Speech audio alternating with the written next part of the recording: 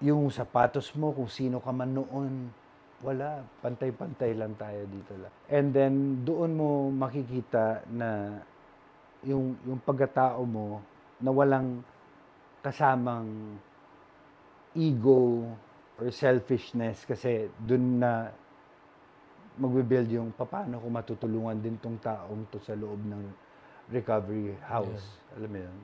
So, nawawala yung selfishness. But, hindi yan ganun kadali, ha? Kasi Mm. nakailan pa ako sa 180 degrees ng psych education na binibigay sa amin. May mga inaansiran Yeah. kami. And then doon, unti-unti kong naintindihan sarili ko. And then, thanks to my wife, Jamie, hindi niya ako tinanatong artista. At hindi niya ako kilala kasi Mm. na yung past ko. Kasi parang ang mga tinitingnan niya lang yung mga superstars like Richard Gomez, Aga Mulak, di ba? And then, ayun, na-enjoy ko na yung buhay. Tapos, nag-start na, nung sabi ko dun sa